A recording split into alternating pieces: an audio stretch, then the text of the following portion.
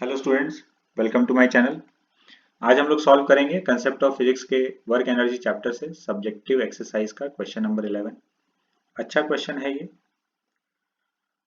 A box weighing 2000 newton is to be slowly slid through 20 meter on a straight track having friction coefficient 0.2 with the box. Find work done by the person pulling the box with a chain at an angle theta with the horizontal. Find the work when the person has chosen a value of theta which ensures him the minimum magnitude of force. तो question में जो diagram दिया है उसको समझते हैं। मतलब जो सिचुएशन एक्सप्लेन किया है उसके हिसाब से हम लोग एक डायग्राम बना रहे हैं। ये एक बॉक्स है। इस बॉक्स का वेट दिया हुआ है हम लोग को, मतलब m इंटू जी 2000 न्यूटन। पहले क्वेश्चन में जो इंफॉर्मेशन है हम लोग उसको लिख रहे हैं। और एक आदमी इसको चेन से पुल कर रहा है, तो ये पुलिंग फोर्स F हो गया, जो कि हॉरिजॉन्टल से थीटा एंगल पर ये फोर्स एक्ट कर रहा है। और इस फोर्स की वजह से इसका डिस्प्लेसमेंट हुआ है d। इस d का वैल्यू हम लोग यहाँ पर s लिखे हैं, इसको ये वही d है। ये डिस्प्लेसमेंट 20 मीटर्स है।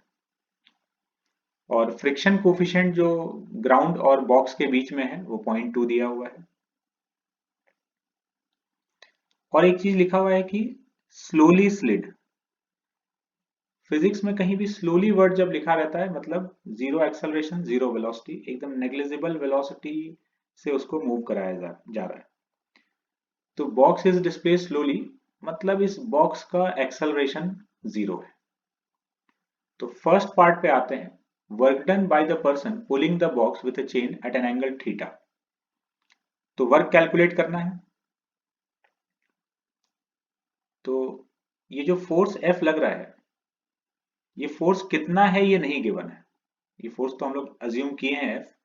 तो अगर हम लोग ये F कैलकुलेट कर लेते हैं, डिस्प्लेसमेंट तो हम लोग को पता ही है 20 मीटर से, एंगल गिवन है थीटा, तो F into S into cos theta करके वर्क आ जाएगा। पहले F कैलकुलेट करते हैं। तो ये हम लोग FBD बना रहे हैं ब्लॉक का। ये ऊपर नॉर्मल लग रहा है, वर्टिकली डाउनवर्ड mg। ये फोर्स F लग रहा था थीटा एंगल पर, जिससे कि पुल किया जा रहा है। इसका दो कंपोनेंट, हॉरिजॉन्टल में F cos थीटा, वर्टिकल में F sin थीटा। और ये ब्लॉक राइट में जा रहा है तो लेफ्ट डायरेक्शन में इस पे फ्रिक्शन लग रहा है अपोज करने के लिए। इसका एक्सेलरेशन जीरो है, तो अब हम लोग फोर्सेस बैलेंस करके F का वैल्यू कैलकुलेट करते हैं। वर्टिकल डायरेक्शन में हम लोग इक्वेशन लिख रहे हैं। तो वर्टिकल डायरेक्शन में ये n लग रहा है, F sin थीटा, और नीचे mg। तो n plus F sine theta minus M G equal to zero. तो यहां से हम लोग को नॉर्मल का वैल्यू मिला mg minus F sine theta. ये अपना फर्स्ट इक्वेशन हो गया। फिर हम लोग हॉरिजॉन्टल डायरेक्शन में इक्वेशन लिख रहे हैं। तो हॉरिजॉन्टल डायरेक्शन में इधर ये f cos थीटा और अपोजिट डायरेक्शन में फ्रिक्शन लग रहा है। तो f cos theta minus f is equal to zero. Acceleration zero है, net force equal to mass into acceleration. तो फ्रिक्शन का वैल्यू f cos थीटा, ये अपना इक्वेशन नंबर 2 हो गया। काइनेटिक फ्रिक्शन एक्ट कर रहा है, तो फ्रिक्शन को हम लोग म्यू इंटू एन लिख सकते हैं। ये अपना इक्वेशन नंबर 3। तो ये इक्वेशन नंबर 1, 2 और 3 से हम लोग f का वैल्यू कैलकुलेट करेंगे।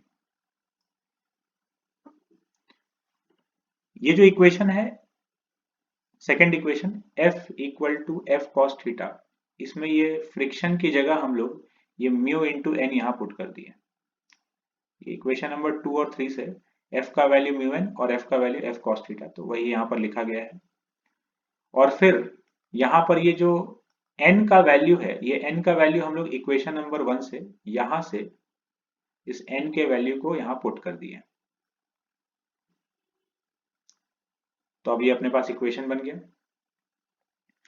इस इक्वेशन को सॉल्व कर लेंगे तो यहां से f का वैल्यू मिल जाएगा। वो फोर्स मिल गया जिस फोर्स से पुल किया जा रहा है, जो कि क्वेश्चन में गिवन नहीं था। Now work is equal to f into D into cos theta. D यहाँ पर वही डिस्प्लेसमेंट है जिसको हम लोग ऊपर s से लिख रहे थे, 20 मीटर्स। तो ये वर्क आ जाएगा, यहाँ पर वैल्यूज पुट कर देंगे। सेकेंड पार्ट में हम लोग से बोला गया है कि ऐसा फोर्स का वैल्यू, ऐसा एंगल का वैल्यू चूज किया गया है। ये देखते हैं, find work done when the person has chosen a value of theta which ensures him the minimum magnitude of force. Theta ऐसा लिया गया है कि फोर्स का मैग्नीट्यूड मिनिमम है। ठीक है, तो फोर्स का एक्सप्रेशन हम लोग ये कैलकुलेट किए थे, ये थीटा के टर्म्स में आया था फोर्स का एक्सप्रेशन। तो मिनिमम फोर्स के लिए क्या करेंगे, for minimum value of force हम लोग df by D theta zero कर देंगे। अलग अलग थीटा पर अलग अलग फोर्स चाहिए होगा, तो कितने एंगल पर लगाया जाए फोर्स, कितने एंगल पे फोर्स लगाया जाए कि मिनिमम फोर्स का रिक्वायरमेंट हो, तो कैलकुलस यूज कर लिए हम लोग, df by D theta equal to zero. तो ये फोर्स का जो एक्सप्रेशन है, ये इसको डिफरेंशिएट करके जीरो के इक्वेट किया गया है। यहां से हम लोग को एक्सप्रेशन मिला tan theta equals to mu, मतलब theta equal to tan inverse mu.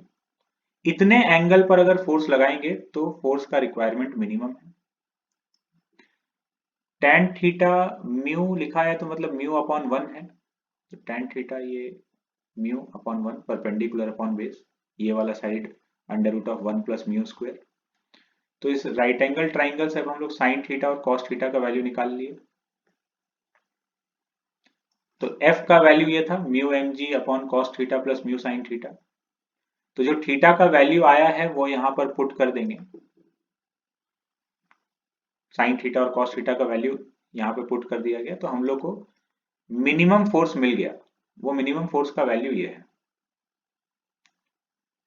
तो अब वर्क कितना है, तो वर्क वही F into S into cos theta, तो ये F मिनिमम, डिस्प्लेसमेंट हुआ है D इंटू कॉस थीटा, और इस बार थीटा भी हम लोग को नोन है, ये कॉस थीटा ये रहा under root of one plus mu square.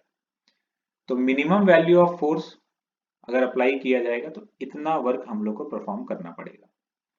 ये सारा वैल्यूज यहाँ पुट कर देंगे, आंसर आ जाएगा।